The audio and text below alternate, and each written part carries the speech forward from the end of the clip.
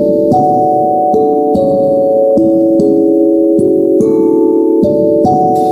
guys, saat ini kamu mendengarkan podcast dari remoteworker.id. Pahami mindset bekerja dari rumah, upgrade skillmu, dan mulai rintis karir remote workmu. Bersama-sama kita akan jadikan Indonesia sebagai provider nomor 1 remote worker di dunia. Be part of the history.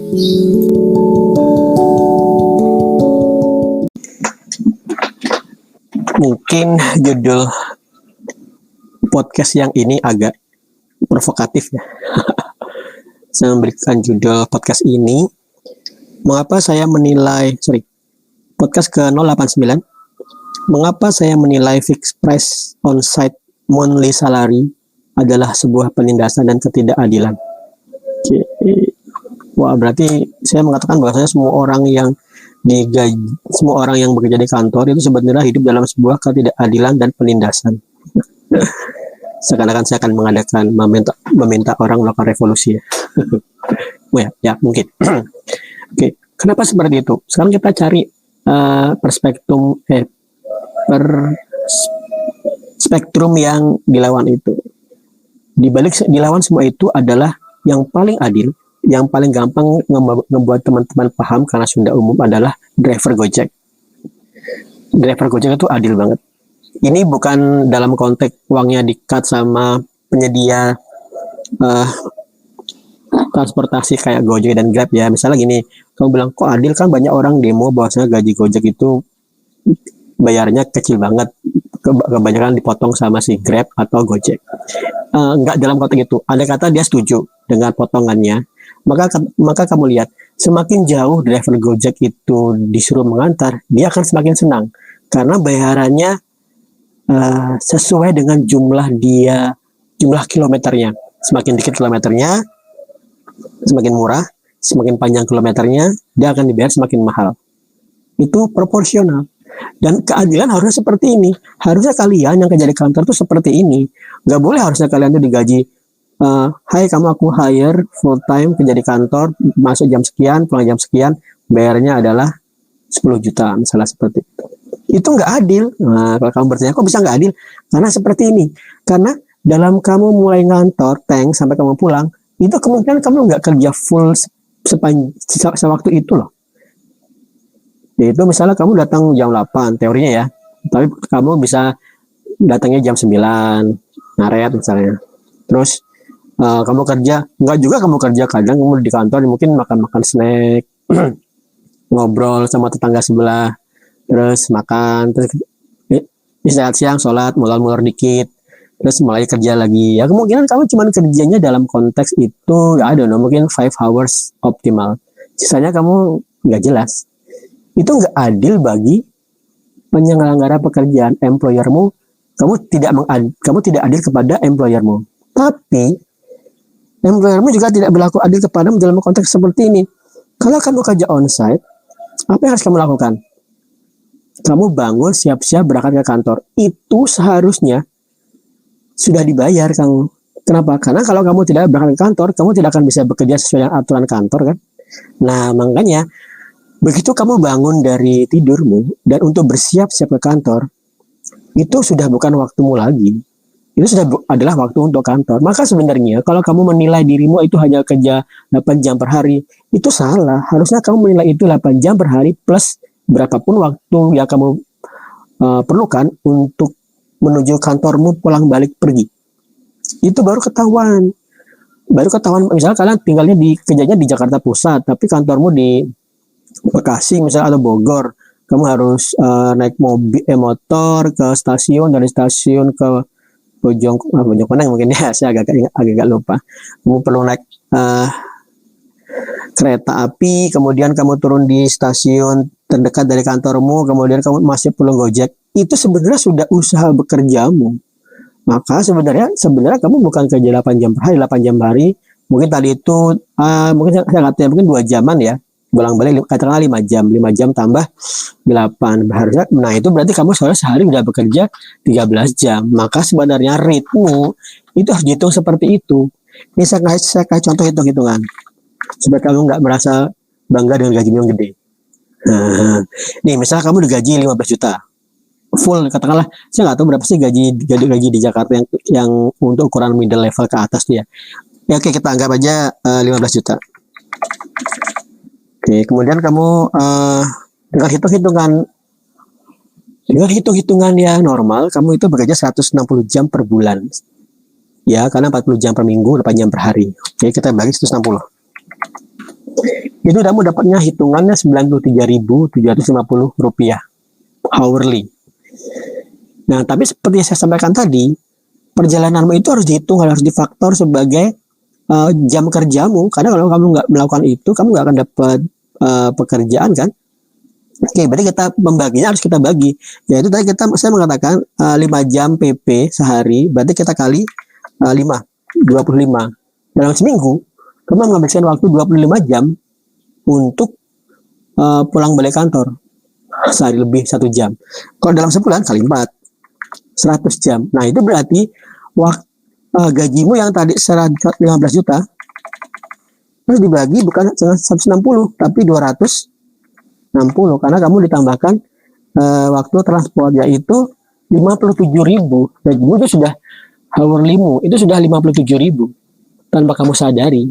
Nah, masalahnya masalah perusahaan nggak akan mau ngitung. Ngapain aku ngitung kamu berangkat dari sana ke sini aku itu sebagai pekerja? Kan kamu nggak memberikan manfaat bagiku. Sebenarnya kelihatannya dia seperti itu, padahal kan enggak. Kalau kamu nggak berangkat transport, ya kamu nggak akan bisa bekerja.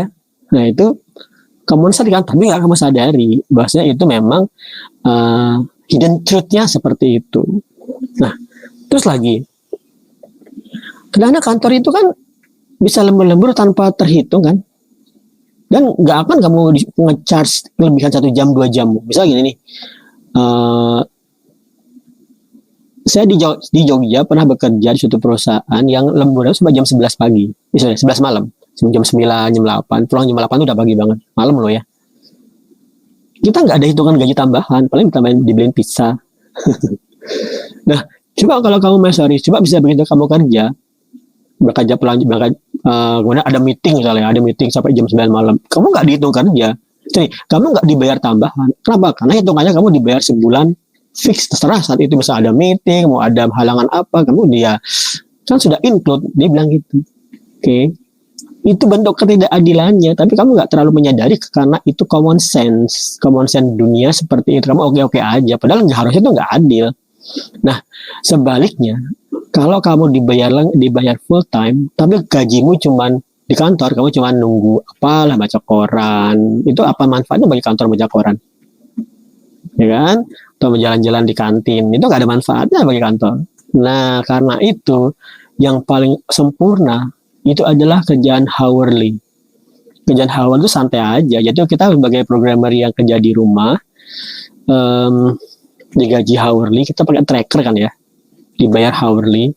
Ya misalnya ada bos, ada klien ngajak minta garap sesuatu X misalnya, kemudian begitu ada X itu ada masalah, kamu diminta memperbaiki, revisi katakanlah. Ini kan hourly, ya udah hourly kerjain aja, jalan tracker kerjain, selesai berhenti stop. Misalnya ada meeting, jalanin trackernya, selesai stop. Terus seperti itu. Terus seperti itu sehingga apa? Sehingga kamu tuh akan dibayar secara adil. Sekarang itu saya sangat suka dengan, dulu pernah ada tagline-nya di Upwork, dulu di Odes yang saya lihat ya. Mungkin sekarang nggak ada di tagline itu, tapi tagline itu adalah 1 hour work, 1 hour pay.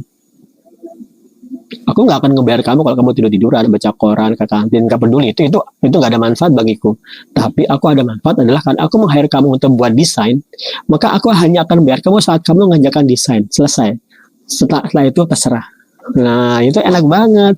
Maka gajinya rate hourly, pekerja yang hourly itu tinggi banget. Kalau tadi saya bilang, misalnya yang gaji 15 juta sekalipun ya, itu kan gajinya dan harus memperhitungkan faktor transportasi loh ya. Harus, karena itu wajib.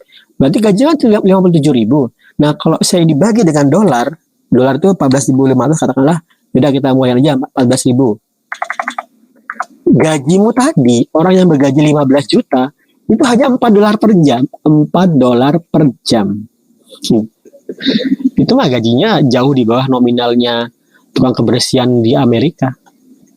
Kamu mikir lagi, kenapa ke Amerika, kan di Indonesia ya. Kalau gitu kamu tidak paham konsepnya kejar remote work. Kejar remote work itu basisnya adalah standar minimal hourly work orang yang di Amerika, yaitu $15 per jam.